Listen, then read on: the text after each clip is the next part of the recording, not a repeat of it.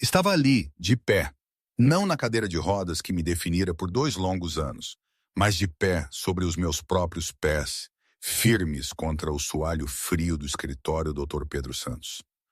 Ana, a mulher que um dia chamei de esposa, olhava-me com um terror nos olhos que eu nunca pensaria ver, enquanto o Dr. Pedro, o meu suposto advogado de confiança, estava boquiaberto, as mãos ainda agarradas à mesa oval de mogno. Como é que eu tinha chegado a esse momento tão surreal? A verdade é que a minha vida tinha sido uma teia de mentiras e auto-engano. E agora essa teia finalmente rebentava, revelando a farsa que eu construíra. 3 meses antes, eu ainda estava completamente submerso na ilusão da minha paralisia. Uma fachada ridícula que eu acreditava ser a minha única defesa contra um coração partido. Foi um dia chuvoso, lembro-me. Terça ou quarta? Ah, não, espera, acho que foi uma quinta-feira. O céu sobre o Parque das Nações em Lisboa estava cinzento, a prometer mais uma daquelas chuvas persistentes que encharcam a alma. Eu, João Almeida, estava no lobby do meu próprio edifício de escritórios, no meu trono de rodas, a fingir-me frágil e inútil como sempre. De repente, uma pequena mão, surprisingly forte, agarrou-me o braço. O senhor consegue andar, mas a sua esposa não quer que o faça, disse-me a miúda. O meu coração disparou de tal forma que achei que fosse saltar-me do peito, enquanto os seguranças corriam na nossa direção. A rapariga, vestida com trapos que já foram de uma cor indefinida e agora eram apenas sujidade, agarrava-me o braço com uma força impressionante, repetindo aquelas palavras impossíveis de crer. Os olhos dela, escuros e profundos, fixaram os meus, e quando ela sussurrou de novo, eu vi-o a andar na garagem à noite. Quando pensa que ninguém está a ver, todo o ar me faltou. Congelei ali na cadeira de rodas. As minhas mãos tremiam, segurando as rodas, e por um momento esqueci-me de como respirar. Como é que aquela criança sabia? Quem és tu? Como entraste aqui? Consegui perguntar, a voz mais fraca do que eu queria. O meu nome é Sofia. Eu às vezes durmo aqui no prédio. Não tenho casa, disse a rapariga. Os seus olhos brilhavam com lágrimas contidas. Eu achei que ninguém ia acreditar em mim. Inês, a recepcionista, sempre tão eficiente, mas hoje parecia mais uma predadora, aproximou-se rapidamente tentando afastar a miúda. Senhor João, vou chamar a segurança. Esta rapariga não devia estar aqui. Espere, levantei a mão ainda a processar o que tinha ouvido. Deixe-a falar. Sofia olhou à volta, nervosa. O lobby do edifício de escritórios era imponente, com mármore branco polido e plantas ornamentais que ela provavelmente nunca vira de perto durante o dia. À noite, quando se escondia entre as sombras, tudo parecia diferente, mais vasto, mais silencioso. Eu vi-o a descer sozinho até ao parque de estacionamento, a andar normalmente sem a cadeira. Depois, a sua esposa chegou e vocês discutiram. O meu sangue gelou. Ana tinha estado lá na noite anterior. Sim, nós tínhamos falado no estacionamento subterrâneo, longe de olhares curiosos, ou assim pensávamos. Isso é impossível, disse Inês, abanando a cabeça. O senhor João teve um acidente há 2 anos. Ele não pode andar. Sofia deu um passo atrás, mas manteve o olhar fixo. Ele estava a andar e a sua esposa disse que ele tinha de parar com aquilo ou ela ia contar a toda a gente que ele estava a fingir. As palavras atingiram-me como um murro no estômago. Cada sílaba era exata. Cada palavra tinha sido dita exatamente como Sofia relatara. Mas como? Como é que uma miúda da rua podia saber detalhes tão íntimos da minha vida? Onde estavas? Perguntei, a voz quase um sussurro. Atrás da coluna verde, perto dos carros. Eu escondo-me sempre lá quando está muito frio na rua. Ninguém nunca vai àquele canto. Eu conhecia bem aquela coluna. Era precisamente onde fazia os meus exercícios secretos, onde movia as minhas pernas que todos acreditavam estarem paralisadas. O local que escolhera por ser o mais isolado de todo o parque de estacionamento. Sofia, certo? Respirei fundo. Tens a certeza do que viste? A miúda acenou veementemente com a cabeça. Tenho. A senhora loira chegou zangada e disse: Tu tinhas concordado em manter tudo em segredo, que se alguém descobrisse, ia arruinar todos os planos. Inês olhava de um para o outro, tentando perceber a conversa. Eu percebi que precisava de tomar uma decisão rápida. Ou negava tudo e mandava a miúda embora, ou arriscava ouvir o que mais ela tinha para dizer. O meu instinto, o instinto de um homem que construíra um império, dizia-me para arriscar. O meu coração, um coração há muito tempo anestesiado pela dor e pela mentira, gritava por verdade. Inês, podes deixar-nos a sós por uns minutos? Senhor João, não me parece seguro, por favor. A recepcionista hesitou, mas acabou por se afastar, lançando um último olhar de desconfiança a Sofia. Observei Sofia mais de perto. Devia ter uns 10 anos, demasiado magra, com o cabelo castanho despenteado e roupas que outrora tinham sido bege claro, mas agora eram um castanho indefinido. Os seus olhos, no entanto, brilhavam com uma inteligência que me surpreendeu. Não era a inteligência aguçada dos livros ou da rua, mas algo mais profundo, mais humano. Ela via, realmente via. Há quanto tempo dormes no prédio? Há uns 3 meses, desde que a casa onde eu vivia, desde que não tenho onde ficar. Notei como ela evitou dar detalhes. Havia dor naqueles olhos jovens, uma dor que eu reconheci, uma dor que eu próprio carregava, embora de outra natureza. E já me viste a andar outras vezes? Sim, várias vezes, sempre de madrugada. O senhor faz exercícios, anda para trás e para a frente. Às vezes, fica só parado, a mexer só as pernas. Cada palavra confirmava o que eu mais temia. O meu engano tinha sido descoberto pela pessoa mais improvável. A ironia era cruel. Sofia, contaste a alguém sobre isto? Não, quem é que me ia acreditar? Eu sou só uma miúda que vive na rua. Então por que me contaste agora? Sofia mordeu o lábio inferior, hesitando. Porque hoje vi a sua esposa a falar com um homem no estacionamento. Eles falaram de si e não foi nada bom. O meu estômago revirou-se. Que tipo de conversa? O homem perguntou se o senhor ainda estava a manter a mentira. Ela disse que sim, que o senhor era muito burro para perceber que ela sabia de tudo. Depois, ele falou de uns papéis, uns documentos importantes. Fechei os olhos. Documentos? Só podia ser os papéis da empresa, ou pior, algo relacionado com a herança que eu recebera do meu pai no ano anterior. Ana não tinha acesso legal a esses bens enquanto eu estivesse de boa saúde mental e física. Sofia, reconhecerias este homem se o visses de novo? Acho que sim. Ele era alto, usava óculos e tinha uma pasta preta. Ah, e a sua esposa chamou-lhe doutor qualquer coisa. Doutor. Engoli em seco. Poderia ser o doutor Pedro Santos, o advogado da família, o homem em quem eu confiara para gerir os meus bens após o suposto acidente. Era possível. Tudo se encaixava de uma forma assustadora e nojenta.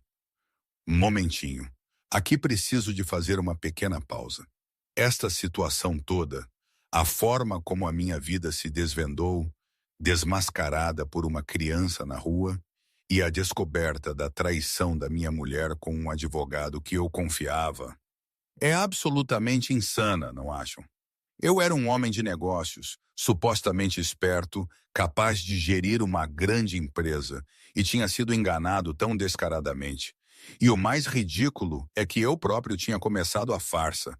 É como se eu tivesse cavado a minha própria cova, e depois, quando já estava lá dentro, alguém apareceu para atirar a pá de terra final.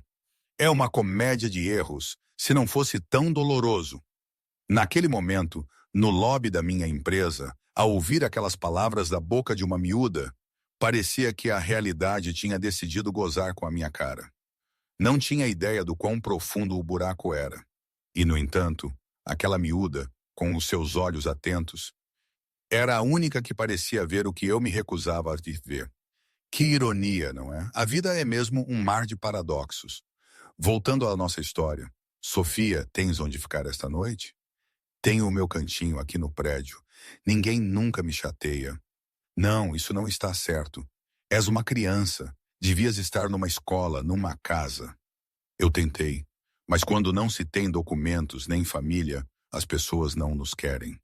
A simplicidade da frase cortou-me o coração. Ali estava uma miúda que perdera tudo, a sobreviver sozinha, e, no entanto, preocupara-se em avisar-me de algo que me poderia prejudicar. Era um altruísmo que eu, na minha bolha de privilégios, nunca havia encontrado. Sofia, vou fazer-te uma proposta. Concordas em ficar em minha casa por uns dias, enquanto resolvemos esta situação? A sua esposa não vai gostar. A minha esposa não precisa de saber de tudo. Sofia pareceu considerar a oferta, mas abanou a cabeça. Não posso. E se ela descobrir que eu sei o seu segredo? Pode ser perigoso para o senhor. Fiquei impressionado com a maturidade da resposta. Aquela miúda, apesar da tenra idade, entendia as complicações da situação melhor do que muitos adultos. Então, vamos fazer de outra forma. Continuas a ficar aqui no prédio, mas eu vou certificar-me de que tens comida e roupas limpas. Em troca, ajudas-me a descobrir mais sobre aquela conversa que ouviste. Vai continuar a fingir que não pode andar? A pergunta apanhou-me desprevenido. Por 2 anos eu mentira a todos, incluindo a mim mesmo, às vezes. Mas algo na honestidade daquela criança fez-me querer ser igualmente honesto. Sofia, a verdade é complicada. Comecei a fingir porque descobri que a minha esposa me estava em trair. Achei que se ela tivesse pena de mim, se sentisse culpada, talvez voltasse a amar-me. Funcionou? No início, sim. Ela parou de sair, ficou mais em casa, cuidava de mim. Mas depois percebi que ela continuava diferente e agora descobri que ela sabe que eu estou a fingir e está a usar isso de alguma forma. Sofia ouviu atentamente com uma seriedade que não condizia com a sua idade. O meu pai também fingia estar doente às vezes. Dizia que lhe doía as costas para não ter de ir trabalhar. A minha mãe descobria sempre e eles discutiam muito. O que aconteceu aos teus pais, Sofia? Eles já não estão aqui.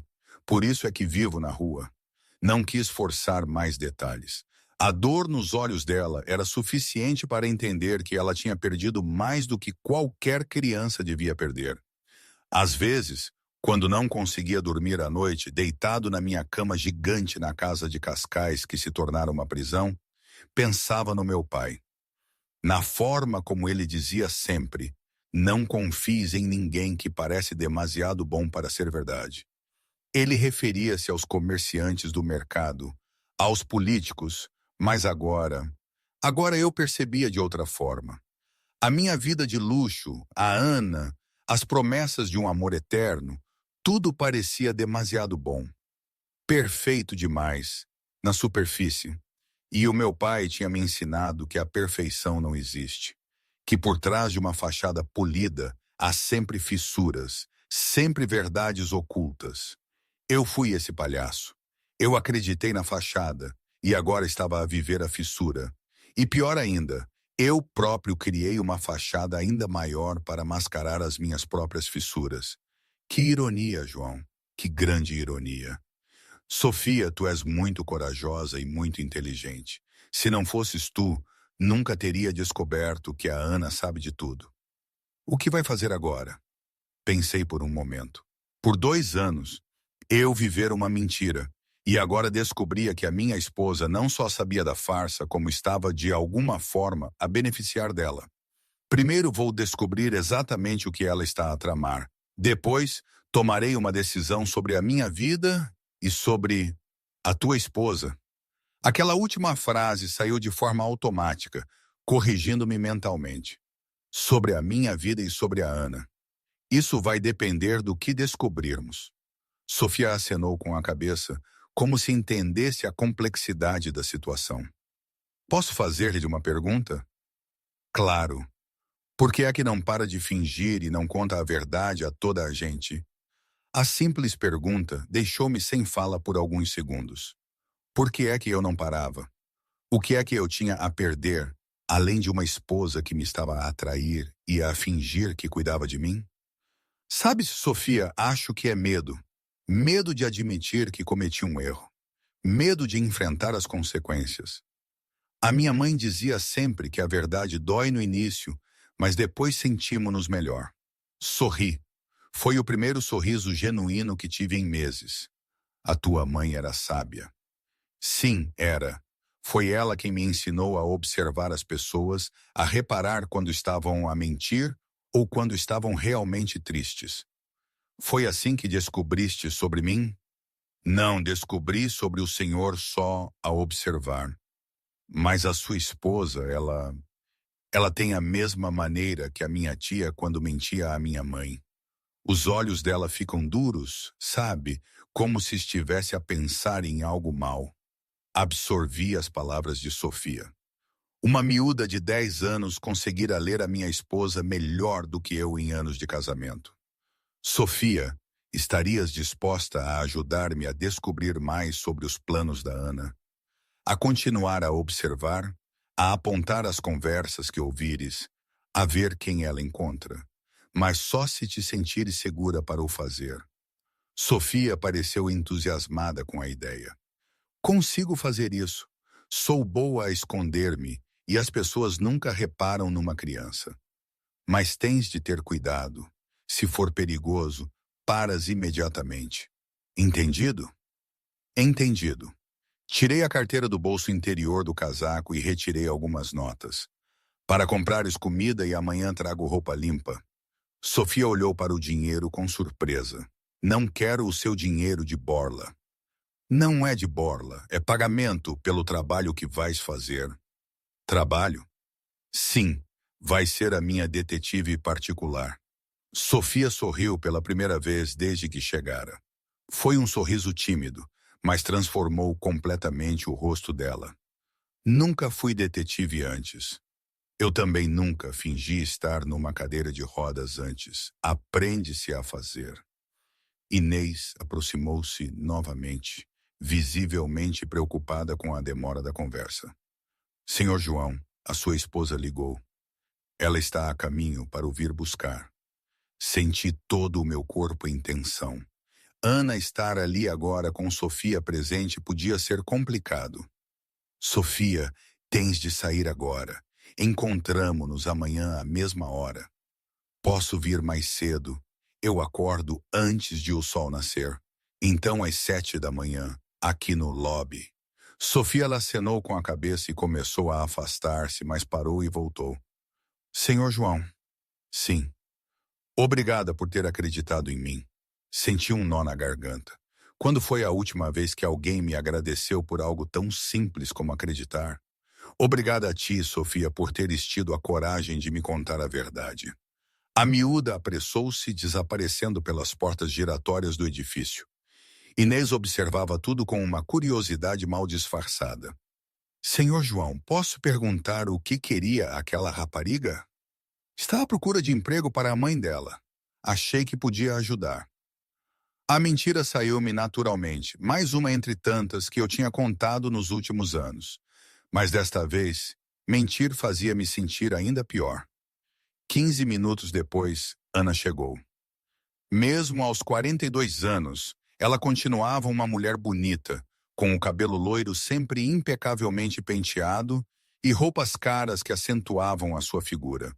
Mas agora, ao observá-la com olhos abertos pela revelação de Sofia, eu notei algo diferente na sua expressão. Uma ligeira tensão na mandíbula. Um brilho calculista que nunca vira antes.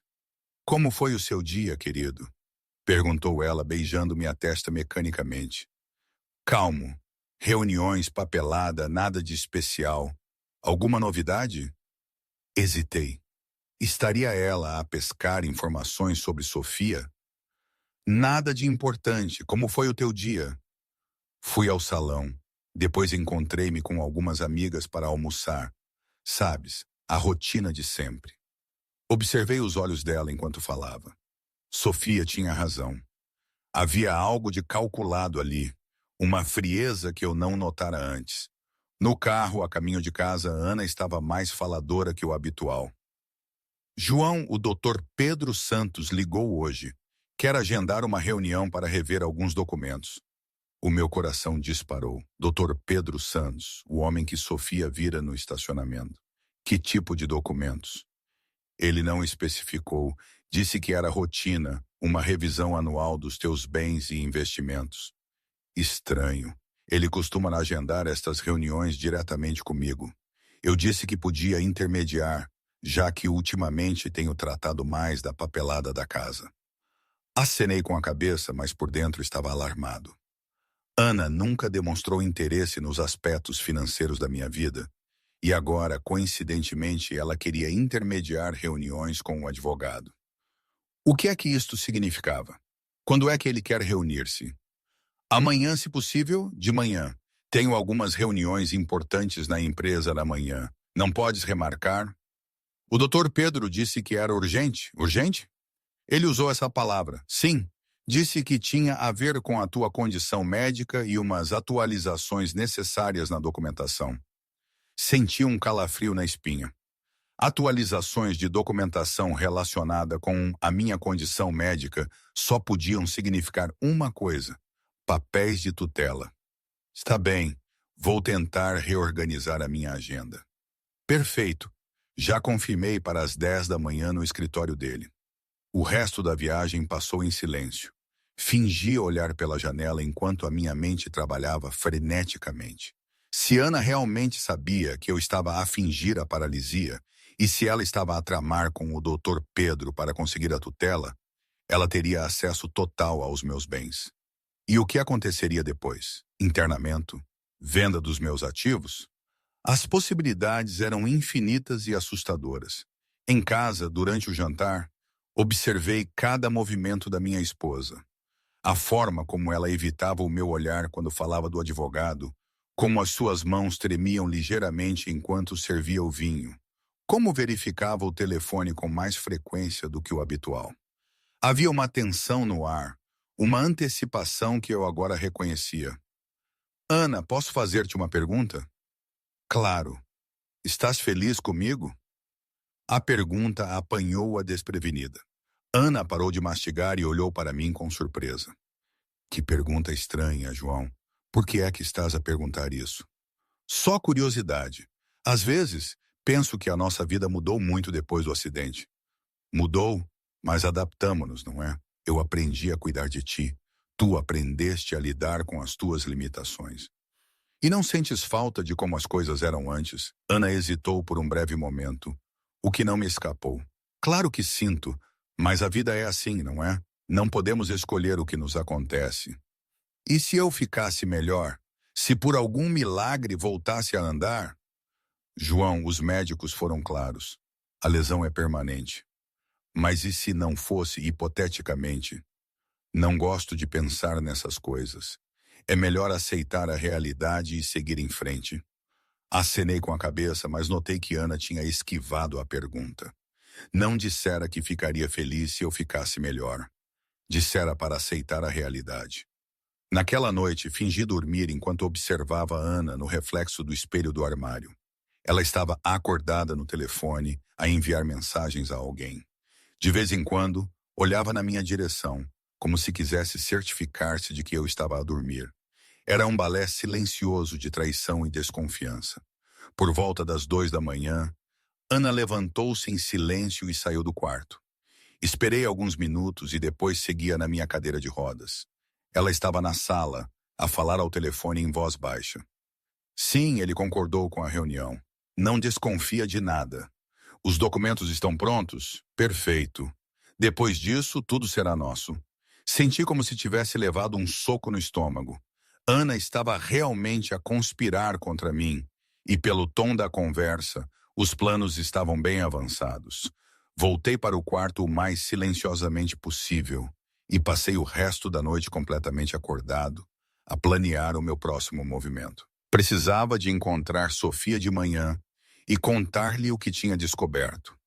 Juntos, talvez pudéssemos parar o que quer que Ana estivesse a planear. Às 6 da manhã, disse que precisava de ir para o escritório cedo para reorganizar a minha agenda antes da reunião com o Dr. Pedro Santos. Ana pareceu satisfeita com a notícia. Perfeito. Assim, não ficas nervoso para a reunião. Cheguei ao edifício às 7 em ponto e encontrei Sofia à minha espera no lobby. Ela usava as mesmas roupas do dia anterior, mas tentara arrumar o cabelo. Bom dia, Sofia. Dormiste bem? Dormi. E o senhor parece cansado. Sorri. A miúda era de fato observadora. Não dormi muito. Descobri algumas coisas na noite passada. Eu também descobri coisas. O senhor primeiro. Sofia olhou à volta para ter a certeza de que ninguém estava a ouvir. Ontem à noite, a sua esposa voltou aqui. Encontrou-se com o homem dos óculos no estacionamento. Que horas? Por volta das 11h30. Eles falaram muito tempo. Ela estava nervosa, andava para trás e para a frente. Conseguiste ouvir alguma coisa? Sim, consegui. Eles falaram sobre o senhor ter concordado com uma reunião. O homem disse que já tinha todos os papéis prontos e que depois de amanhã ela ia ter o controle de tudo. Fechei os olhos. Depois de amanhã. Então, a reunião de hoje era apenas o primeiro passo. Mais alguma coisa? Sim, a sua esposa perguntou o que aconteceria se o senhor descobrisse a verdade antes. O homem disse que já era tarde demais, que mesmo que descobrisse não ia conseguir provar nada. Sofia, és incrível. Conseguiste descobrir mais numa noite do que eu em 2 anos. A miúda sorriu, visivelmente orgulhosa. Agora conte-me o que o senhor descobriu. Contei-lhe a conversa telefônica que eu ouvira e os detalhes da reunião agendada para aquele dia. Então, eles vão tentar que o declare incompetente? Parece que sim. Com os documentos médicos que ele tem, seria fácil conseguir uma tutela por incapacidade. Mas o senhor não é incapaz, está a fingir. Exatamente. Mas eles não sabem que eu sei que eles sabem. Sofia fez uma cara confusa. Isso é um bocado complicado. Ri pela primeira vez em semanas. Realmente é, mas dá-nos uma vantagem. Como? Eles acham que eu não desconfio de nada. Então eu posso ir a esta reunião e descobrir exatamente qual é o plano deles. Mas e se for perigoso? Fui tocado pela genuína preocupação na voz de Sofia.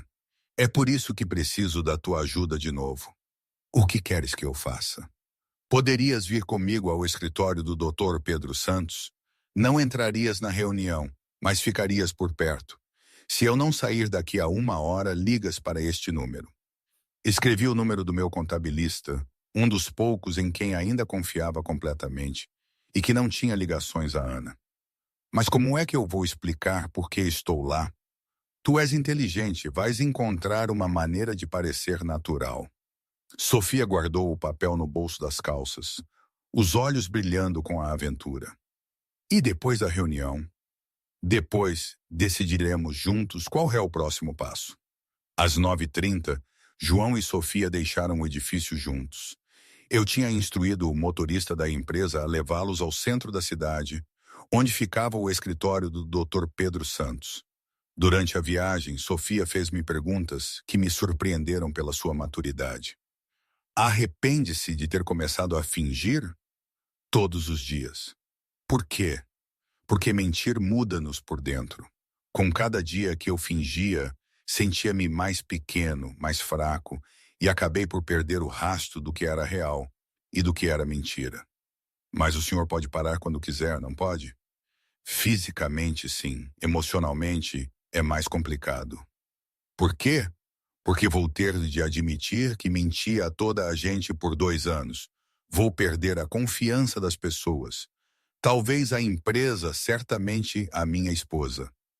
Mas se a sua esposa o está a tentar prejudicar, perdê-la não seria uma coisa boa? Olhei para Sofia com admiração. Como é que uma criança podia ver as coisas tão claramente?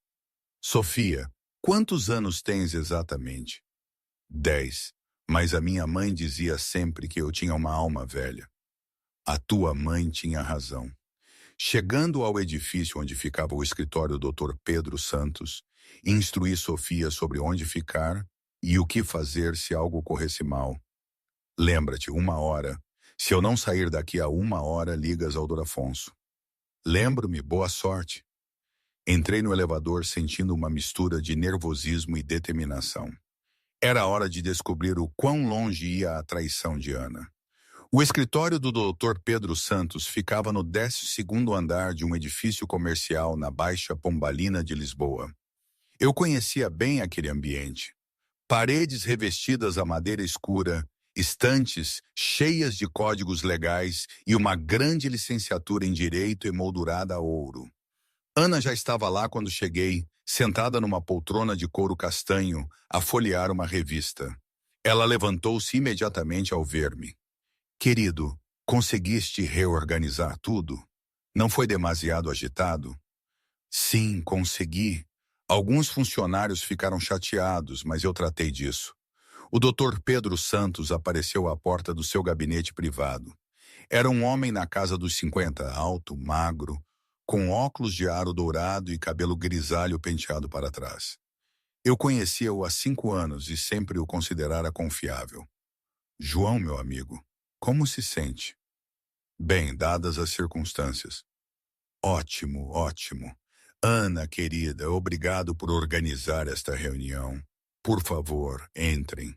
A sala de reuniões era espaçosa, com uma mesa oval que acomodava confortavelmente 8 pessoas. Dr. Pedro sentou-se na cabeceira, Ana à sua direita, e eu fui posicionado à esquerda. Bem, vamos direto ao ponto, começou o advogado, abrindo uma pasta cheia de documentos. João, como sabe, temos estado a monitorizar a sua condição médica desde o acidente e, infelizmente, os relatórios mais recentes não são muito animadores. Senti o meu coração a acelerar, mas mantive uma expressão neutra. Relatórios? Não me recordo de ter feito quaisquer novos exames recentemente. Ah, sim, o Dr. Pedro folheou alguns papéis. Os relatórios psicológicos que solicitei. A Ana disse-me que tem vindo a mostrar alguns sinais de como hei de dizer instabilidade emocional. Olhei para a minha esposa, que evitou o meu olhar. Instabilidade emocional. De acordo com a Ana, o senhor tem tido episódios de confusão, períodos em que acredita que pode voltar a andar, até mesmo tentativas de se levantar da cadeira. A frieza com que Ana tinha distorcido os meus exercícios secretos em sintomas de insanidade deixou-me sem fala por um momento. Como é que eu podia ter sido tão cego? Não me lembro de te ter dito isso, Ana. Querido, às vezes não te lembras de tudo. É normal, considerando o trauma que sofreste. O Dr. Pedro acenou com a cabeça compreensivamente.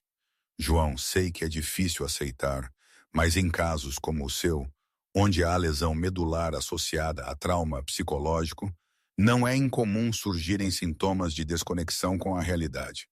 Desconexão com a realidade. Repeti as palavras lentamente, saboreando a sua crueldade. Episódios em que o paciente acredita estar em condições físicas diferentes das que realmente se encontram. A Ana relatou que o senhor, às vezes, fala em voltar a conduzir, a jogar tênis, atividades que sabemos serem impossíveis dada a sua condição. Percebi a armadilha que me tinham montado. Qualquer protesto da minha parte seria interpretado como mais um sintoma de desconexão com a realidade. E que solução estão a propor? Dr. Pedro e Ana trocaram um olhar rápido, um sinal de cumplicidade que agora via com clareza cristalina. Bem, considerando a progressão dos sintomas e a necessidade de proteger os seus bens de decisões que possam ser, digamos, não inteiramente lúcidas, sugiro que consideremos a possibilidade de uma tutela parcial. Tutela? Seria temporária, entenda, apenas até a sua condição estabilizar. A Ana assumiria a gestão dos seus bens e negócios, garantindo que tudo seja tratado com responsabilidade. Olhei para minha esposa, que finalmente encontrou coragem para encarar os meus olhos. Ana, é isto que tu queres? João, eu só quero o que é melhor para ti. Tenho visto o quão aflito ficas a tentar gerir as responsabilidades da empresa. Seria um alívio para te concentrares unicamente na tua recuperação. A minha recuperação de quê, exatamente? Da lesão, meu amor, e dos problemas emocionais que ela trouxe. Dr. Pedro voltou a folhear os documentos. João, sei que pode parecer drástico, mas é realmente o melhor para todos.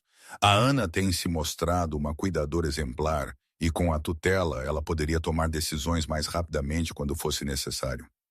Que tipo de decisões? Investimentos, venda de bens, se necessário para financiar tratamentos, esse tipo de coisa. Senti-me como se estivesse numa armadilha que se fechava lentamente. Cada palavra confirmava as suspeitas levantadas pela Sofia. E se eu não concordar? Ana inclinou-se para a frente, tocando a minha mão. Por que não concordarias? Sou a tua esposa, a pessoa que mais te ama no mundo. Quem melhor para zelar pelos teus interesses? A pessoa que mais me ama. Repeti as palavras lentamente. Ana, posso fazer-te uma pergunta? Claro. Tu amas-me? A pergunta apanhou-a completamente desprevenida. Os seus olhos arregalaram-se e ela gaguejou por alguns segundos. O quê? Que tipo de pergunta é essa? Claro que te amo. Então, por que é que tens tido um caso com o meu irmão Ricardo há 8 meses? O silêncio que se seguiu foi ensurdecedor. Ana empalideceu instantaneamente e o Dr. Pedro parecia igualmente chocado. João, do que é que estás a falar? Ana conseguiu dizer, a voz falha. Estou a falar do teu caso com o Ricardo, das viagens para a Pousada do Sol às quartas-feiras, das mensagens que trocam, das vezes em que ele vem cá à casa quando ele pensa que eu estou a dormir. Ana olhou para o Dr. Pedro em pânico. Ele está a ter um episódio. É exatamente o que eu lhe disse, doutor. Ele inventa coisas, acredita em situações que não existem. Ana, a minha voz era calma, mas firme. A 15 de março, tu estavas com o Ricardo no apartamento dele. Pediram uma pizza da pizzaria do Manel. Tu usavas uma blusa azul e uma saia preta. O Ricardo abriu a porta em calções de ganga. A precisão dos detalhes fez com que Ana perdesse toda a cor do rosto. Como é que... Quem te disse isso? Ninguém me disse, eu vi. Impossível. Tu não consegues sair de casa sozinho. Não consigo. Sorri friamente. Ana, acreditas mesmo que eu não consigo andar? João, para com isto. Dr. Pedro tentou intervir. Estas alucinações são exatamente o que estávamos a discutir. Alucinações. Virei-me para o advogado. Dr. Pedro, sabia que a Ana está ciente de que eu tenho fingido estar paralisado há pelo menos 6 meses? O quê? Dr. Pedro olhou de mim para Ana. Ana, do que é que ele está a falar? Ele está delirante. Doutor, por favor, vamos prosseguir com os documentos. Ana levantou-se abruptamente da cadeira. Basta, Dr. Pedro. Vê? Ele está completamente desligado da realidade. Precisa ser hospitalizado imediatamente. Por favor, sente-se. Dr. Pedro levantou as mãos. Vamos esclarecer esta situação com calma. Respirei fundo. Era agora ou nunca. Dr. Pedro, eu vou esclarecer tudo, de uma vez por todas. E então fiz algo que não fazia na frente de ninguém há 2 anos. Coloquei as mãos nos braços da cadeira de rodas e lentamente levantei-me. Ana soltou um grito abafado. Dr. Pedro ficou de boca aberta, completamente paralisado. Fiquei de pé por alguns segundos, olhando diretamente para minha esposa. Surpresa, Ana. Como? Como é que isto é possível? Dr. Pedro conseguiu gaguejar. É possível porque eu nunca estive realmente paralisado. Fingi por 2 anos e a minha querida esposa descobriu há meses e, em vez de me confrontar, decidiu usar essa informação para me chantagear e roubar os meus bens. Ana recuou até bater na parede. João, tu não entendes. Eu posso explicar. Explicar o quê? Que tu e o meu irmão planearam toda esta farsa de tutela, que já decidiram como vão dividir o meu dinheiro, que gravaste as minhas confissões para usar como prova de que sou um mentiroso e instável. Não foi assim. Então como foi, Ana? Diz-me, já que estamos a esclarecer tudo. O Dr. Pedro levantou-se visivelmente perturbado. João, por favor, sente-se. Vamos discutir isto civilizadamente. Civilizadamente? Ri sem humor. Dr. Pedro, o senhor participou de boa vontade nesta farsa, ou também foi enganado? Eu não sei do que está a falar. A Ana veio ter comigo preocupada com o seu estado mental. Apresentou relatórios médicos. Que relatórios? De que médicos? Dr. Pedro mexeu nervosamente nos papéis na sua mesa. Do doutor... Ele parou, olhando para Ana com suspeita. Ana, estes relatórios não têm um carimbo médico oficial. Doutor Pedro, a voz de Ana era desesperada. Agora o João está claramente a ter um episódio psicótico. Olhe para ele. Ele acredita que pode andar.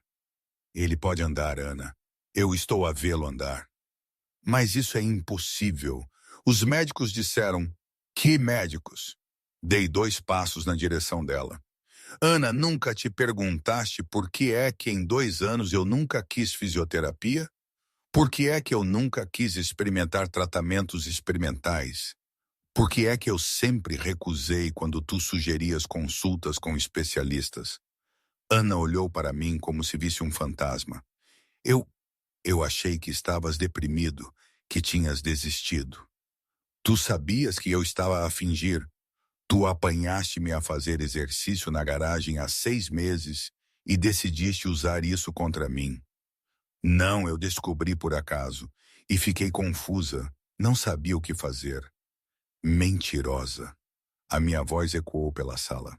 Tu planeaste tudo isto com o Ricardo, a tutela, a gestão dos meus bens. Provavelmente até que me internasses em algum asilo para teres acesso livre ao dinheiro. Dr. Pedro sentou-se pesadamente na sua cadeira. Meu Deus, Ana, isto é verdade? Ana olhou para os 2 homens e percebeu que o seu esquema tinha colapsado completamente. As suas mãos tremiam enquanto ela se sentava de novo. Está bem, a voz dela era quase inaudível. Está bem, eu admito. Eu sabia que o João estava a fingir. Há quanto tempo? Perguntei. 6 meses, como tu disseste. E o meu irmão? Quando é que ele descobriu? Eu disse-lhe poucos dias depois de ter descoberto. E depois, vocês os 2 engendraram este plano de tutela. Ana acenou silenciosamente, as lágrimas começando a lhe escorrer pelo seu rosto. Por que, Ana? Por que é que não me confrontaste diretamente? Porque eu já não te amava, João. E quando descobri que me estavas a mentir há tanto tempo, senti que tinha o direito de me vingar. Vingar-me roubando o meu dinheiro? Não era roubar, era uma compensação pelos 2 anos que desperdicei a cuidar de ti, a acreditar que estava a ajudar alguém que realmente precisava. Senti uma mistura de raiva e tristeza. Ana, tu nunca cuidaste de mim. Tu contrataste enfermeiros, fisioterapeutas, cuidadores. Tu mal suportavas estar na mesma divisão comigo. Eu estava lá fisicamente, talvez, mas emocionalmente tu já tinhas partido muito antes de descobrires o meu engano. Dr. Pedro limpou a garganta. Bem, considerando estas revelações, obviamente a tutela está fora de questão. João, gostarias de tomar alguma medida legal contra... Não, interrompi. Não quero um processo. Não quero um escândalo. Só quero a minha vida de volta. Ana olhou para mim com surpresa. Tu não me vais denunciar? Ana, ambos cometemos erros terríveis. Eu menti sobre a minha condição física. Tu mentiste sobre me amar. Agora estamos quites. E o nosso casamento?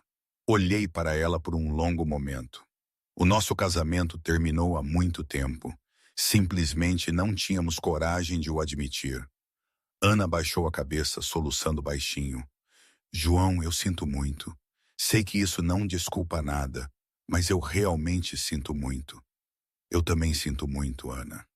Desculpa por ter mentido, por ter criado toda esta situação. Dr. Pedro juntou os papéis na mesa. Bem, vou destruir todos estes documentos e sugiro que procurem aconselhamento para decidir como proceder com a separação. Acenei com a cabeça.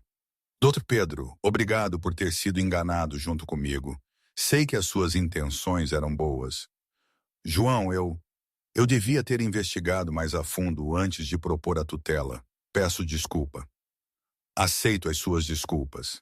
Virei-me para Ana uma última vez. Ana, podes ficar na casa o tempo que precisares para te organizares. Eu ficarei num hotel no Chiado até encontrares um lugar. João, eu não mereço a tua gentileza. Ninguém merece nada, Ana, mas podemos escolher ser melhores do que os nossos erros. Dirigi-me para a porta, mas parei antes de sair. Ah, Ana, a propósito do Ricardo, ele sabia desde o início que eu estava a fingir? Ana hesitou, mas acabou por acenar com a cabeça. Ele sabia. Entendo. Obrigado pela tua honestidade. Saí do escritório sentindo como se um peso enorme tivesse sido levantado dos meus ombros. Pela primeira vez em 2 anos, eu estava a andar livremente, sem esconder nada de ninguém. Sofia esperava no lobby do edifício a folhear uma revista. Quando me viu a andar normalmente, os seus olhos arregalaram-se. O que aconteceu? Por que está a andar? Eu contei a verdade, Sofia, a toda a gente. E agora vou começar uma vida nova, e tu vais ajudar-me com isso. Como? Primeiro, vamos inscrever-te numa escola. Depois, tu vais viver comigo até encontrarmos uma família que realmente te queira adotar. Sofia olhou para mim com suspeita. Por que é que o senhor faria isso por mim? Porque tu me ajudaste a encontrar a coragem para parar de mentir. E porque toda a criança merece uma oportunidade. E se o senhor se arrepender? Sofia, passei 2 anos a arrepender-me de mentir. Não vou passar o resto da minha vida a arrepender-me de ter feito algo certo. A miúda sorriu, e pela primeira vez desde que a sua vida mudara drasticamente, pareceu verdadeiramente feliz. Posso continuar a ser a sua detetive particular? Claro, mas agora vamos investigar coisas boas, como encontrar a melhor escola da zona, a melhor casa para ti, a melhor forma de começarmos uma vida nova. Os meses que se seguiram foram uma reconstrução completa para mim. A primeira decisão foi vender a casa em Cascais, onde passara 2 anos a fingir-me deficiente. Cada divisão daquele lugar guardava memórias da minha decepção, e eu precisava de um recomeço total. Sofia tinha se adaptado surpreendentemente bem à nova vida. Consegui inscrevê-la na escola primária José Saramago, uma das melhores da zona, onde rapidamente se destacou pela sua inteligência e capacidade de observação que tanto me impressionara. João, a professora de matemática, disse que nunca viu uma criança a resolver problemas tão depressa. Sofia contava durante o jantar, 3 meses depois dos acontecimentos no escritório do Dr. Pedro Santos. Isso é ótimo, Sofia. E como estão as tuas outras disciplinas? Boas, mas sabes do que gosto mais? Do quê? Da aula de português. A professora Silva disse que eu tenho jeito para escrever histórias. Sorri. Sofia tinha se transformado completamente. O seu cabelo agora estava sempre limpo e arranjado. Tinha roupas novas, adequadas à sua idade, mas o mais importante é que ela perdera aquele ar assombrado que carregava quando vivia nas ruas. Que tipo de histórias escreves? Histórias sobre pessoas que mentem e depois descobrem que é melhor dizer a verdade. Ri. Inspiração autobiográfica? O que significa isso? Significa histórias baseadas na vida real. Ah, sim, eu escrevo sobre nós. A frase tocou-me profundamente. Nós. Sofia encontrara em mim não apenas um lar, mas uma família. e eu encontrara nela algo que não sabia que procurava, um propósito maior do que eu mesmo. A minha empresa também passara por mudanças significativas. Decidi contar a verdade a todos os funcionários sobre a minha farsa, enfrentando a humilhação e o desapontamento que isso causou. Muitos funcionários sentiram-se traídos, especialmente aqueles que se tinham esforçado extra para acomodar as minhas supostas limitações. Senhor João, Inês disse-me numa das primeiras reuniões depois da minha confissão, eu não consigo entender por que nos fez isto. Inês, eu entendo a sua indignação. Não tenho desculpas para o que fiz, só posso tentar compensar daqui em diante. Como? Primeiro, todos vocês que fizeram esforços especiais durante estes 2 anos receberão um bônus. Segundo, vou implementar um verdadeiro programa de acessibilidade na empresa para funcionários que realmente precisem. Terceiro, vou fazer terapia para entender por que cheguei ao ponto de mentir a tantas pessoas que confiaram em mim. Lentamente a confiança foi sendo reconstruída. Descobri que a honestidade, por mais dolorosa que fosse inicialmente, criava uma base muito mais sólida para os relacionamentos do que qualquer mentira alguma vez criara. Ana tinha se mudado para um apartamento mais pequeno na zona da Lapa. Encontrávamos-nos ocasionalmente para resolver assuntos burocráticos do divórcio, reuniões que eram cordiais, mas distantes. Como está a Sofia? Ana perguntou durante uma dessas reuniões, 6 meses após a separação. Muito bem. Ela é uma criança incrível. Vais mesmo adotá-la?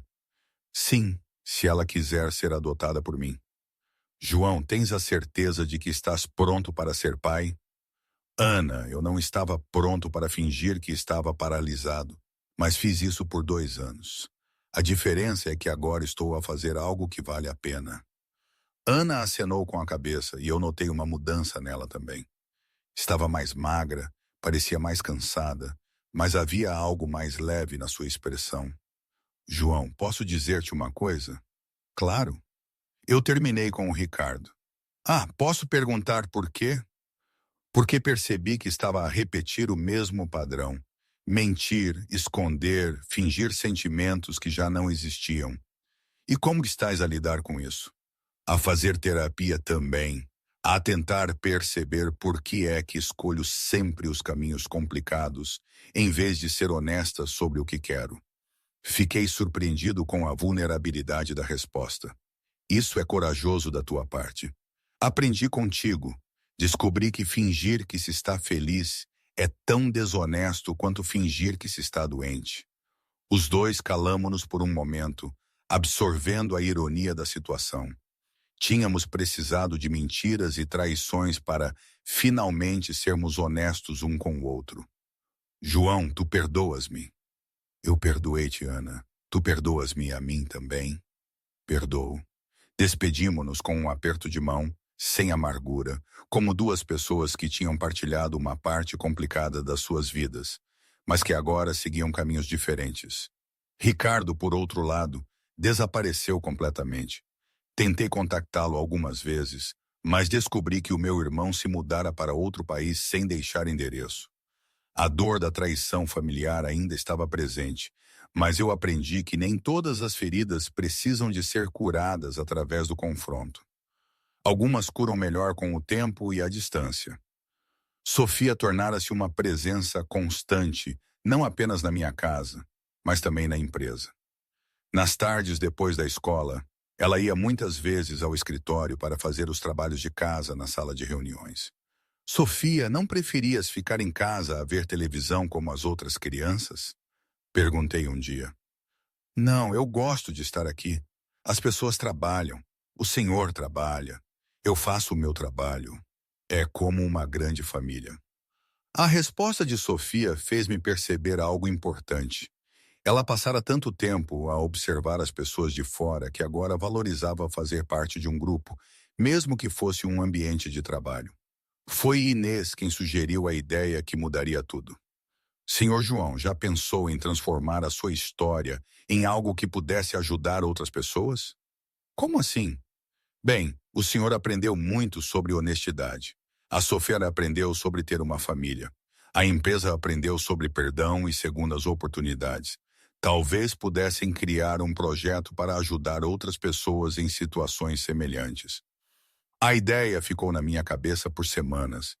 Durante esse tempo, notei que Sofia continuava a mostrar uma capacidade especial de observar e compreender o comportamento humano. Sofia, posso fazer-te uma pergunta pessoal? Claro! Quando vivias na rua, também ajudavas outras pessoas? Às vezes, conhecia outros rapazes e raparigas que também não tinham casa. Quando eu descobria coisas úteis, como onde havia comida grátis ou onde era seguro dormir, eu dizia-lhes: E gostavas de ajudar? Sim, gostava. Fazia-me sentir importante, sabe? Como se eu fosse boa para alguma coisa que valia a pena. Foi então que tive uma ideia. Sofia, e se criássemos um lugar onde crianças como tu pudessem ajudar adultos como eu fui? Como assim? Um centro onde as pessoas que estão a mentir sobre coisas importantes pudessem conversar com crianças que passaram por situações difíceis. As crianças são mais honestas que os adultos. E às vezes, conseguem ver coisas que os adultos não conseguem. Sofia ficou pensativa por alguns minutos. Quer dizer, como um lugar onde as pessoas vão para parar de mentir? Exatamente. E como é que as crianças iriam ajudar? Sendo honestas, fazendo perguntas que os adultos têm medo de fazer, ajudando a ver as situações de forma mais simples. Sofia sorriu animada. Eu adoraria fazer isso, mas acha que as pessoas iriam querer ouvir crianças? Sofia, tu ajudaste-me a mudar toda a minha vida. Acho que outras pessoas também gostariam dessa ajuda. Assim nasceu o projeto Centro Olhos de Criança, um centro de apoio onde adultos em situações de crise de honestidade podiam conversar com crianças treinadas para fazer perguntas importantes, sem julgamento. Aluguei um espaço no rés do chão de um edifício comercial no centro da cidade, perto da Avenida da Liberdade. Não era luxuoso como o meu antigo escritório, mas era acolhedor, com salas coloridas, móveis confortáveis e um ambiente que convidava a conversa aberta. A equipe inicial era pequena. Eu como coordenador geral, uma psicóloga chamada doutora Marta Lourenço, para guiar as conversas e 3 crianças entre os 10 e os 12 anos que tinham passado por abandono ou dificuldades familiares, incluindo a Sofia. João, tenha certeza de que isto vai funcionar? Perguntou a doutora Marta Lourenço durante a primeira semana de funcionamento. Não tenho certeza de nada, doutora Marta, mas sei que se funcionou para mim, pode funcionar para outras pessoas. O primeiro cliente foi um homem de 40 anos chamado Tiago, que mentira à sua esposa sobre ter perdido o emprego. Por 3 meses, ele fingia sair para o trabalho todos os dias, quando na verdade ficava no parque a procurar trabalho ou simplesmente a pensar. Sofia foi designada para conversar com o Tiago. Por que é que não contou à sua esposa que perdeu o emprego? Ela perguntou sem rodeios, porque ela ficaria muito preocupada. E agora que está a mentir, ela não está preocupada? Como assim? A minha mãe sabia sempre quando o meu pai estava a mentir. Ela ficava mais preocupada com a mentira do que ficaria com a verdade. Tiago ficou em silêncio por um longo momento.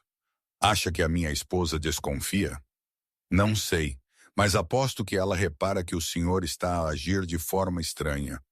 As pessoas que nos amam notam sempre quando algo está errado. A conversa durou apenas 30 minutos, mas Tiago saiu do centro visivelmente aliviado. 2 semanas depois, ele voltou para dizer que confessara tudo à sua esposa e que, juntos, estavam a enfrentar a situação financeira. A Sofia tinha razão, Tiago disse-me. A minha esposa já desconfiava de que algo estava errado. Ela disse que preferia 1000 vezes a verdade do que continuar sem saber o que estava a acontecer. Casos como o de Tiago tornaram-se frequentes. O Centro Olhos de Criança começou a receber pessoas com os mais variados tipos de mentiras. Maridos a esconder dívidas, esposas a fingir satisfação com o casamento, pais a mentir sobre vícios, filhos a esconder problemas na escola. Sofia destacou-se como a mais eficaz das conselheiras infantis. A sua experiência de vida combinada com a sua capacidade natural de observação permitia-lhe fazer perguntas que iam direto ao cerne da questão.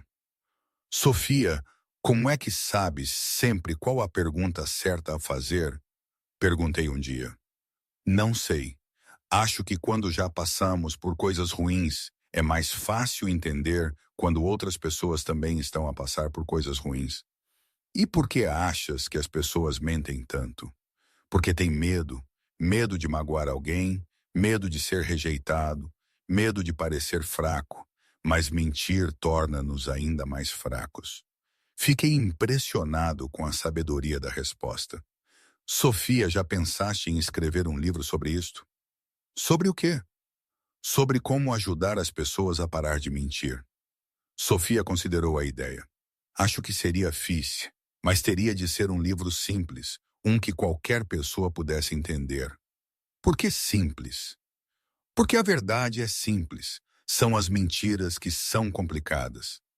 6 meses após a abertura do centro, recebi uma chamada inesperada. Era de um programa de televisão local interessado em fazer uma reportagem sobre o projeto. Senhor João, recebemos várias recomendações sobre o seu trabalho. Gostaríamos de contar esta história. Hesitei. A exposição pública significava que a minha própria história de mentira seria revelada a milhares de pessoas. Posso pensar e dar-lhe uma resposta amanhã? Claro. Naquela noite conversei com Sofia sobre a proposta. O que achas? Devo aceitar a entrevista? O senhor tem medo do que as pessoas vão pensar de si? Tenho. Mas não foi o senhor que criou o centro precisamente para ajudar as pessoas que têm medo de dizer a verdade? Sorri mais uma vez. Sofia tinha ido direto ao ponto. Tens razão. Se quero ajudar as pessoas a ser honestas, preciso de ser honesto também. Exatamente. E além disso, talvez a sua história ajude outras pessoas que estão a mentir sobre coisas importantes. Não achas? A entrevista foi ao ar 3 semanas depois. Contei toda a minha história, a descoberta da traição de Ana, a decisão de fingir a paralisia, os 2 anos de mentiras, a descoberta do plano de tutela e, finalmente, como uma miúda da rua me ajudara a encontrar a coragem para enfrentar a verdade. Sofia também participou na entrevista, explicando como descobrira o meu engano e por que decidira ajudar-me. Sofia, que conselho darias aos adultos que estão a mentir sobre algo importante? Perguntou a apresentadora. Que parem de mentir hoje, porque a cada dia que passa, a mentira fica maior e mais difícil de desfazer, e há sempre alguém que vai ajudar se tivermos a coragem de pedir. O impacto da entrevista foi extraordinário. O Centro Olhos de Criança recebeu centenas de chamadas de pessoas interessadas no trabalho. Algumas a querer ajuda, outras a querer ajudar. Precisei de expandir o projeto, contratando mais psicólogos e incluindo mais crianças na equipa. O centro começou a funcionar em 2 turnos e implementou também sessões online para pessoas de outras cidades. João, alguma vez imaginou que chegaria a este ponto? Perguntou a doutora Marta Lourenço durante uma reunião de equipa. Nunca. Eu só queria parar de mentir e ajudar a Sofia a ter uma vida melhor. Não esperava que isto pudesse ajudar tanta gente. E como se sente agora? Olhei pela janela do centro, onde via Sofia a brincar no pequeno jardim com outras crianças do projeto. Sinto que encontrei o meu lugar no mundo. Por anos, pensei que o meu valor estava nos milhões que tinha, ou no sucesso da empresa. Depois, pensei que estava na pena que as pessoas sentiam por mim. Agora sei que está na possibilidade de ajudar os outros a encontrar a sua própria verdade. 1 ano após a abertura do centro, recebi uma carta que me comoveu profundamente. Era do Tiago, o primeiro cliente do projeto. João e Sofia, quero dizer-vos que a minha vida mudou completamente depois de ter falado com a Sofia. Não só consegui um novo emprego, como o meu casamento se fortaleceu. A minha esposa disse que admira a minha coragem de dizer a verdade mais do que admira o fato de ter encontrado trabalho. Mais importante, comecei a falar com os meus filhos sobre a importância da honestidade. Contei-lhes sobre vocês, sobre como uma rapariga corajosa ajudou um homem adulto a parar de mentir. Obrigado por existirem. Tiago. Mostrei a carta a Sofia, que sorriu orgulhosamente. Sabes o que me deixa mais feliz em tudo isto? Ela disse. O que? O quê? É que agora, quando ajudo as pessoas, elas não estão com fome ou com frio, como quando eu ajudava na rua. Elas estão a sofrer por dentro, mas é um sofrimento que pode ser curado com conversa. E qual achas que é mais difícil de curar, a fome ou as mentiras? Sofia pensou por um momento. A fome é mais urgente, mas as mentiras são mais perigosas. A fome resolve-se com comida. As mentiras só se resolvem com coragem. Abracei Sofia, sentindo uma imensa gratidão por ter aquela criança extraordinária na minha vida. Sofia, tu salvaste a minha vida. O Senhor salvou a minha também. Como? Foi o Senhor quem me ajudou. Deu-me uma família, deu-me um lar, uma escola e um trabalho que eu adoro. Mas mais importante, mostrou-me que eu posso usar as coisas ruins que me aconteceram para ajudar outras pessoas. Senti os meus olhos marejarem. Sofia, queres que eu seja o teu pai oficial? Oficial como? Gostarias que eu te adotasse legalmente? Para te chamares Sofia Almeida e para sermos uma família de verdade? Sofia olhou para mim com os olhos brilhantes. O Senhor quer mesmo ser o meu pai? Quero isso mais do que qualquer coisa no mundo. Então sim, eu quero ser a sua filha de verdade. O processo de adoção levou 6 meses a ser concluído. Durante esse período, eu e Sofia continuamos a trabalhar no centro, ajudando pessoas a superar as suas mentiras e a encontrar caminhos mais honestos para as suas vidas. No dia em que a adoção foi finalizada, organizei uma pequena festa no Centro Olhos de Criança. Todo o pessoal estava presente, algumas crianças do projeto, vários clientes que se tinham tornado amigos e até a Inês, que se tornara uma espécie de tia para a Sofia. Todos, disse durante o brinde, quero agradecer a todos por fazerem parte desta jornada. Há 2 anos eu era um homem a fingir-se paralisado para esconder a sua dor. Hoje sou pai de uma rapariga incrível e coordenador de um projeto que ajuda as pessoas a encontrar a sua própria verdade. Sofia pediu para falar também. Eu queria dizer que há 1 ano eu era uma miúda que dormia escondida em prédios e não tinha ninguém no mundo. Hoje tenho um pai, uma família, amigos e um trabalho que adoro. Mas sabem o que aprendi que é o mais importante? Que pessoas boas existem e que às vezes elas só precisam de alguém que as ajude a ser boas de novo. A festa terminou comigo e com Sofia a plantar uma árvore no jardim do centro, simbolizando o crescimento de ambos e a esperança de que o projeto continuasse a ajudar pessoas por muitos anos. Naquela noite em casa, eu meti Sofia na cama pela primeira vez como o seu pai oficial. Pai, sim, querida. Arrepende-se de alguma coisa que aconteceu? Pensei cuidadosamente na minha resposta. Arrependo-me de ter mentido e de ter causado dor desnecessária a várias pessoas. Mas não me arrependo das consequências, porque elas trouxeram-me a ti e o nosso trabalho no centro. Eu também não me arrependo de ter vivido na rua, porque foi isso que me ensinou a observar as pessoas e a entender quando estão a sofrer. Sofia, achas que tudo o que aconteceu teve um propósito? Não sei se teve um propósito, pai, mas acho que podemos dar um propósito às coisas que nos aconteceram. Beijei a testa da Sofia. Boa noite, minha filha. Boa noite, meu pai. 2 anos após a adoção, o Centro Olhos de Criança tornara-se uma referência nacional em terapia assistida por crianças. Eu escrevera um livro sobre a experiência, com todas as receitas a reverterem para a expansão do projeto. Sofia, agora com 14 anos, tornara-se uma oradora muito procurada em escolas e empresas, falando sobre honestidade, coragem e segundas oportunidades.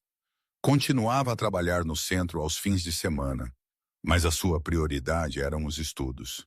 Pai, decidi o que quero fazer quando for grande. O que é? Quero estudar psicologia para entender melhor por que as pessoas mentem e como as ajudar cientificamente. Essa é uma ótima escolha. Tu já tens muita experiência prática. Sim, mas quero entender a teoria também. Assim posso ajudar mais pessoas. Sorri, orgulhoso da determinação da minha filha. Sofia, sabes que, não importa o que escolhas fazer na vida, será sempre a minha maior conquista. Pai, pare de ser dramático, Sofia riu. A sua maior conquista é ter parado de mentir. Eu sou apenas uma consequência feliz. Tu achas mesmo isso? Acho, porque se o senhor não tivesse parado de mentir, nunca se teria tornado a pessoa que eu queria ter como pai. A simplicidade e a profundidade da observação de Sofia deixaram-me sem palavras. Ela tinha crescido tanto, mas ainda tinha aquela capacidade única de ver a essência das coisas. Nesse mesmo ano, recebi um convite inesperado. A Câmara Municipal queria homenagear-me como cidadão do ano pelo trabalho do Centro Olhos de Criança. Sofia, achas que devo aceitar? Por que é que o senhor não aceitaria? Porque me sinto estranho a ser homenageado por um trabalho que nasceu da minha própria mentira. Pai, o senhor não está a ser homenageado pela mentira. Está a ser homenageado por ter tido a coragem de parar de mentir e por usar a sua experiência para ajudar os outros. Acredita? Tens razão. Tu tens sempre. Sofia sorriu marotamente. E além disso, a homenagem não é só sua. É nossa, de toda a gente que trabalha no centro. A cerimônia de entrega do prêmio foi emocionante. Subi ao palco acompanhado pela Sofia e por toda a equipa do centro. No meu discurso, fiz questão de deixar claro que o verdadeiro mérito pertencia a uma rapariga corajosa que escolhera ajudar em vez de procurar vingança. O Centro Olhos de Criança existe porque uma criança de 10 anos teve a coragem de confrontar um adulto mentiroso. Sofia Almeida ensinou-me que a verdade, por mais dolorosa que seja, é sempre mais libertadora do que a mais confortável das mentiras. Sofia também falou representando todas as crianças do projeto. Quero dizer a todos os adultos que estão aqui, não precisam de ter medo de nós, crianças. Não os julgamos pelas coisas erradas que fizeram. Só queremos ajudá-los a fazer as coisas certas daqui em diante. O discurso de Sofia foi aplaudido de pé por 5 minutos. Depois da cerimônia, pai e filha caminharam juntos pela praça onde tudo começara anos antes, quando Sofia dormia escondida em edifícios comerciais. Sofia, lembras-te da primeira vez que me viste a fingir que andava no estacionamento?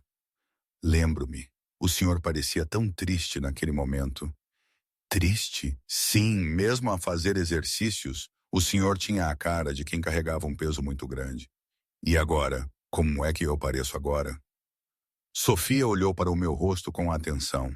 Agora o senhor parece leve, como se tivesse descoberto que consegue voar. Ri da comparação poética da minha filha. Sabes, Sofia, eu realmente sinto-me assim, como se tivesse aprendido a voar. E eu sinto como se tivesse aprendido a ter raízes. Raízes? Sim. Antes eu flutuava, sem lugar fixo, sem saber onde ia parar. Agora tenho o senhor, a nossa casa, o nosso trabalho. Tenho raízes profundas. Parei de andar e abracei Sofia no meio da praça. Eu amo-te, minha filha. Eu amo-te também, meu pai. Enquanto nos abraçávamos, pensei em como a vida podia ser surpreendente. Começar aquela jornada como um homem quebrado, a mentir sobre a sua condição física para tentar recuperar o amor de uma mulher que já não o amava. E terminar como um pai realizado, a ajudar pessoas a encontrar a sua própria verdade. A mentira que quase me destruiu transformou-se na experiência que me salvou. A dor que eu tentara esconder tornou-se a ferramenta que usei para curar a dor dos outros. E hoje, não sei. Às vezes penso que foi a melhor coisa que me podia ter acontecido. Às vezes penso que fiz tudo de forma terrivelmente errada no início, Provavelmente ambas as coisas. A vida é assim, não é? Nada é nítido, nada é perfeito. Mas é a minha vida. E a da Sofia também. E estamos juntos. E isso, por si só, é uma vitória que eu nunca teria imaginado. E vocês? Acham que a Sofia fez a escolha certa ao ajudar o João em vez de simplesmente se afastar? Teria valido a pena para ela ignorar o que viu? Ou a sua coragem transformou as vidas de ambos de uma forma que ela nunca imaginaria? Pensem bem, e se a história vos tocou, partilhem com os amigos. As verdades, por mais complicadas que sejam, merecem sempre ser ouvidas.